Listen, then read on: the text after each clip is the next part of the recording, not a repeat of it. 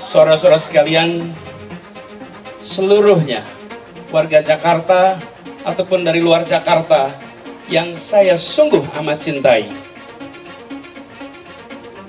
Saya tidak akan berbicara panjang-panjang kali ini. Saya tidak akan berbicara panjang karena dua alasan. Pertama, biarkan kerja Pemprov DKI Jakarta selama 5 tahun terakhir ini, mereka yang berbicara, biarkan karya-karya itu menjadi bukti nyata. Tak perlu dikatakan dalam pidato ini, lihatlah kenyataan yang ada di Jakarta, tunjukkan di sana kenyataan. Kita tidak mengirimkan pernyataan, kita kirimkan kenyataan. Ada beberapa karakter utama ya Pak Anies ya, sehingga berhasil memimpin Jakarta menurut saya.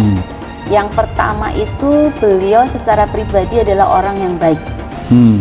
Baik itu dalam arti beliau ini peduli sama orang, peduli sama rakyatnya, masyarakatnya, sehingga kebijakan utama beliau itu selalu berpedoman pada apakah kebijakan ini bermanfaat atau tidak untuk masyarakat, terutama yang miskin, yang terpinggirkan. Jadi kebaikan beliau ini muncul di dalam kebijakan-kebijakan beliau ketika memerintah di Jakarta. Gitu. Jadi contoh misalnya ya, rumah-rumah yang digusur kemudian oleh beliau kan dibangun kembali justru ya. Kemudian ada apa, kebijakan-kebijakan yang tadinya itu tidak berpihak kepada rakyat ya, itu kemudian beliau hentikan. Misalnya kan seperti reklamasi. Reklamasi itu kan merugikan para nelayan kecil, kemudian merusak lingkungan gitu ya. Saya kira itu untuk yang kasus reklamasi itu kan memang ada penelitian-penelitian sebelumnya yang jadi menyebutkan memang secara profesional dia tetap betul. Jadi selain tadi karakter beliau itu adalah beliau itu baik hati dalam arti kemudian peduli ya kepada rakyat miskin, tapi yang kedua itu juga mendasarkan kebijakan-kebijakannya itu pada kajian ilmiah gitu. Jadi misalnya soal reklamasi itu kan sebelumnya ada kajian ya ilmiah yang mengatakan bahwa itu merusak lingkungan, memperparah banjir Jakarta, kemudian membuat nelayan menjadi kehilangan mata pencaharian seperti itu. Nah, berdasarkan pada hasil penelitian-penelitian itu, maka kemudian beliau memutuskan bahwa beliau akan membuat kebijakan menghentikan reklamasi. Itu ya. Kalau tadi itu ada 2 partai yang diharamkan hukumnya untuk berkoalisi, maka akan bertambah 1 partai lagi yang akan diharamkan berkoalisi, PDIP ya Nasdem, karena mengusung Anies. Udah itu aja ceritanya. Anies ini kan bukan soal tokoh yang dianggap tidak menjadi bagian dari koalisional pemerintah, tapi ideologinya, mazhabnya itu dianggap berseberangan secara diametral dengan teman-teman PDIP yang nasionalis, sementara Anies dianggap sebagai figur kelompok-kelompok kritis Islam yang cukup dekat dengan irisan-irisan yang disebut pemilih Islam kanan itu. Ini 2 kutub ekstrim memang yang menurut kita sampai saat ini agak sulit untuk biasanya sering kita sampaikan ya sebagai anak pesantren, kita tidak akan pernah tahu roadmap menuju 2024 itu seperti apa. Tapi kalau melihat anasir-anasirnya, statement-statement dan intonasi Gus Coy, kok rasa-rasanya gitu ya, Nasdem juga mengharamkan hukumnya berkoalisi dengan PDIP. Anies Baswedan disebut sebagai kepala daerah termiskin. Indra Karismiaji, dia gak pernah ambil keuntungan. Dikutip dari Warta Ekonomi Jakarta, pemerhati dan praktisi pendidikan Indra Karismiaji mengatakan bahwa bakal calon Presiden Anies Baswedan bisa disebut sebagai kepala daerah termiskin.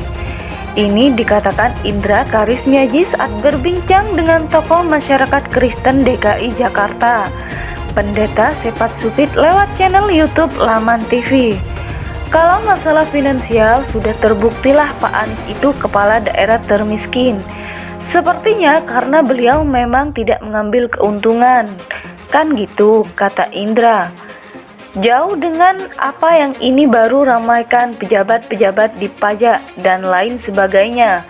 Bisa dibilang gak punya harta yang seperti itu ya. Jadi beliau juga menunjukkan, memberikan contoh bagaimana menjadi pejabat publik itu harus bersih, tambahnya.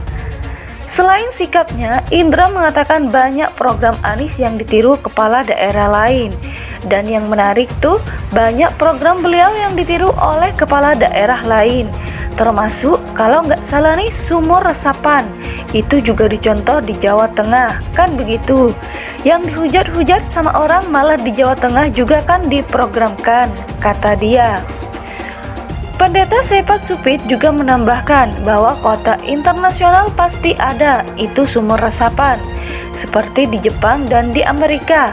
Jadi itu bukan sesuatu yang baru ataupun itu memang syarat suatu kota. Dan Pak Anies tahu itu ya, dan dia lakukan apalagi dengan kondisi Jakarta yang banjir begini, kata dia. Nah, itu satu konsep yang luar biasa, artinya memang itu konsep untuk kota global, bahwa kemudian ada 1-2 yang tidak terlalu memuaskan, itu kan pemborong, tambahnya. Yang mungkin yang semennya atau beton yang menonjol, sehingga ada ini, yaitu dari 14.000 sumur resapan. Kalau 1-2 rusak, ya itu kan bukan berarti bahwa itu tidak betul konsepnya, jelasnya. Bagaimana menjadi pejabat publik itu harus bersih, tambahnya.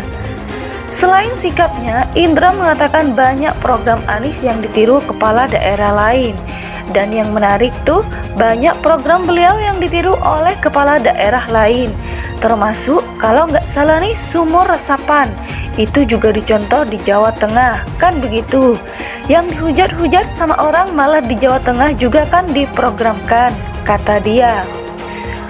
Pendeta Sepat Supit juga menambahkan bahwa kota internasional pasti ada, itu sumur resapan, seperti di Jepang dan di Amerika.